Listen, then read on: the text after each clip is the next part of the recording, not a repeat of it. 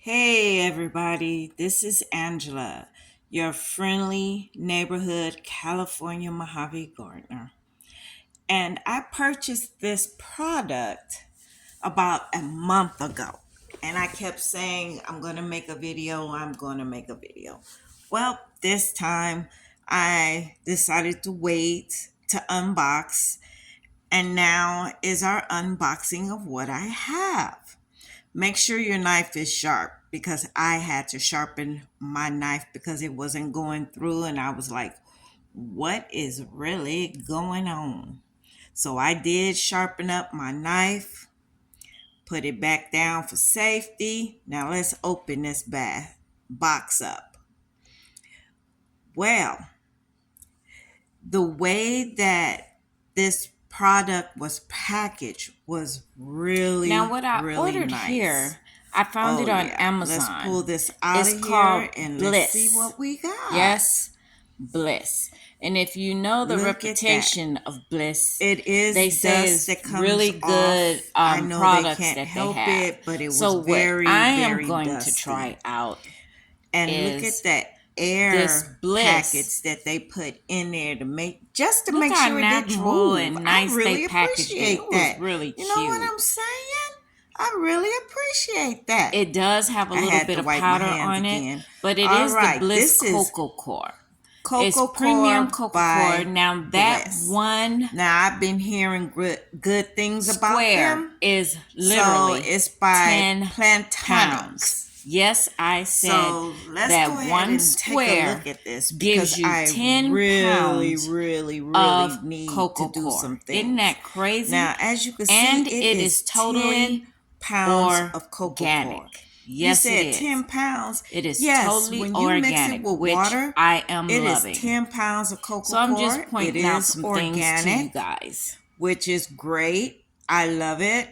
And it is very much organic. See the seal, OMRI. I'm showing you where it came from. I'm showing you what's in it. Nothing but Coco Coir. I like that because I like to add my stuff in on my own. And it gives you the directions if you don't already know. So we're going to go ahead and we're going to open this up because I need to get my potatoes planted. And I have been waiting. Now I don't need this whole entire 10 pounds of Coco Coir right now. So I am going to literally look how fine that is. Look at that. That is so fine. I am only going to need maybe half for now for my potatoes. So as you can see, I'm cutting it down the line. I'm sticking my knife in to loosen it up. You do all four sides where the line meets up at, and you just keep going, and when you're done hitting all four sides, you just pull it apart. And it wasn't even hard to pull apart. It was really easy. It is super fine Coco Coir.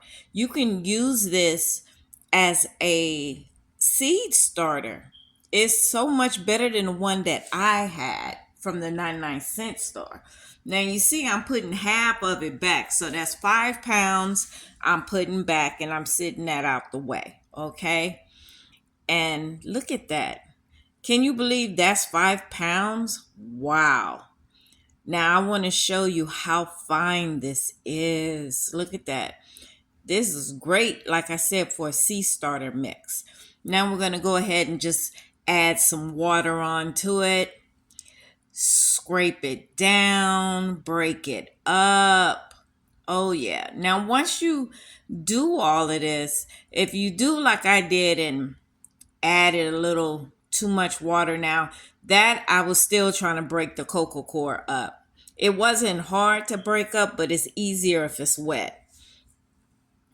Now, since I'm going to use this for my potatoes, I had to get off as much as I could get at this particular time, which was great. Now, when you squeeze it like I'm squeezing now, you see the water drip out. That means that I put too much water. So I take some of the dry cocoa mix, and as you can see, I'm breaking it up, and then I stir it around to soak up the extra water, which was great because it worked out really well. Now, this is the strainer that I had purchased maybe 3 weeks ago, and I'm going to use it. I have it on uh the second setting, the second sheave, and this is perlite. Now, perlite, don't breathe in. Woo, look at all that. Do not breathe that in. Make sure you're either have a mask on and or holding your breath, and you have glasses on. Now, the only reason why I sifted it was because it was so much powder in there. It was so much powder. And I really just wanted the big pieces. So you didn't see when I went to go get a pair of a mask. Now I'm putting the fine one in to get the ones that's down in there. And that way I can leave the dust inside of the container. I'm just showing you that I cleaned it out. That is the second sifting I'm going to be doing, where only thing that's going to be left in there is literally dust. Like you see that dust. Yeah, that's the only thing that was left in there, which was wonderful. Okay, now I had already mixed it up. Now I'm going to get my additives together. Earthworm castings, yeah, you know what that is. And then I realized, hey, I only have a little in here. Might as well just go ahead and use it all, right? Right. Then I had some blood meal, but I didn't have any more bone meal, so I had to wait on that. But as you saw, I did put some Epsom salt in there, just a little bit, just a handful. That's all, and I'm just mixing it together. I figured out what container I wanted, and now I just have to put some holes in it. I put holes in it, but now I'm going to use a bigger one, which is the 5/16. You're not going to see me do that, but I did do it to make a bigger hole. Those are my sprouting potatoes. They're the little white potatoes. Now, the reason why I put garden fabric in there is because I do have earwigs in my garden, and I don't want them coming up through the holes into my garden and eating the potatoes. I'm not going for that.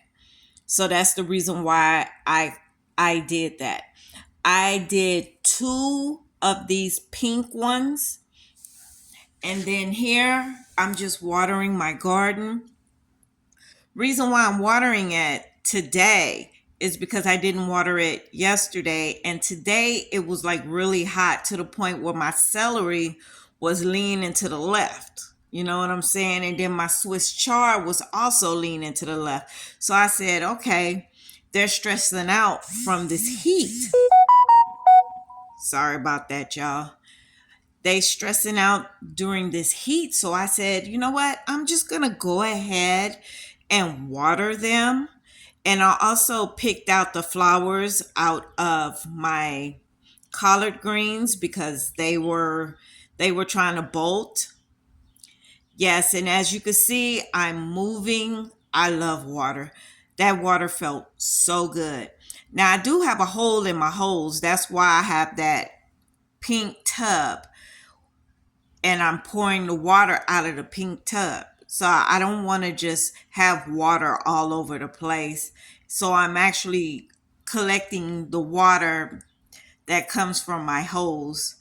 And as you can see, the 2 pink ones that's to closest to the blue, those both of those have tomatoes in. I'm sorry, not tomatoes, potatoes in it. And as you can see, Rufus had to get in the camera. Well, you guys, I'm going to go ahead and go. Again, this is Angela, your friendly neighborhood gardener, saying nothing but love. Like and share this video. Please subscribe to this video. This is for all us first-time gardeners. And then I'm going to do a separate video on what I found out that was causing the ammonia smell from my seedlings. You guys have a great day, and I'll talk to you later. Ciao.